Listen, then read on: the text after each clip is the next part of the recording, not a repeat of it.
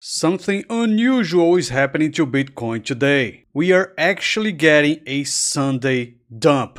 Does this mean that we have reached the end of the bull run? And are we about to start the bear market? We're going to talk about the current sentiment in the market, what liquidity from the ETFs is telling us, what hints can we get from the US dollar index, and of course we're also going to talk about Ethereum, XRP, and Solana.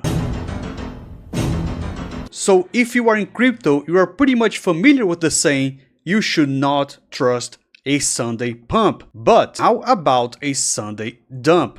And this is exactly what's going on with Bitcoin right now. As you can see, we are trading below the 10 daily moving average, which has also shown a strong sign of resistance. At the same time, the DSS has turned already bearish, and with the RSI is almost reaching the 25 level.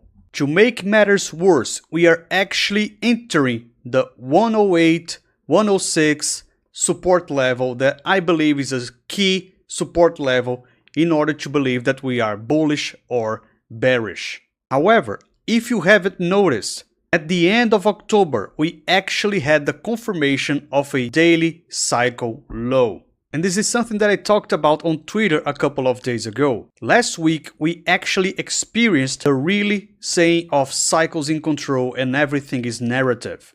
Everything that the bullish market always wanted happened. 25 basis point rate cuts, good relationship with China, no more tariffs, and more ETFs in the crypto market. But still, we dumped. Why? Simple. We are on a daily cycle window. So from our analysis, we can be pretty confident that no matter the narrative or the headlines, cycles are always predominant. They are always king. And this is exactly why I believe that this Sunday dump will actually be turning out a massive rally. Because if you have a look at our base case right here, it is quite deviated from our first forecast. But the weekly cycle low already happened, and also the daily cycle low. Even though we can see that the DSS is heading down right here, I believe that we might get maybe 1, 2, or 3 days still of squeezing at this symmetrical triangle before actually heading higher.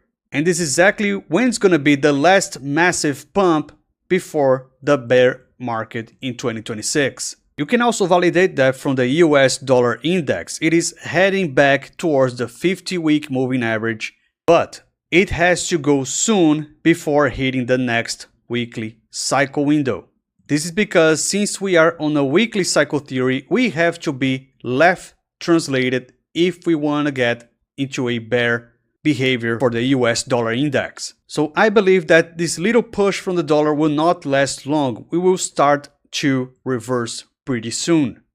And when that happens, this is going to be exactly when the last rally is going to happen, which will make the price head towards the weekly cycle low. The only indicator that actually concerns me is the M2 Global Liquidity Index and the M2 Growth and Borrowing Rate.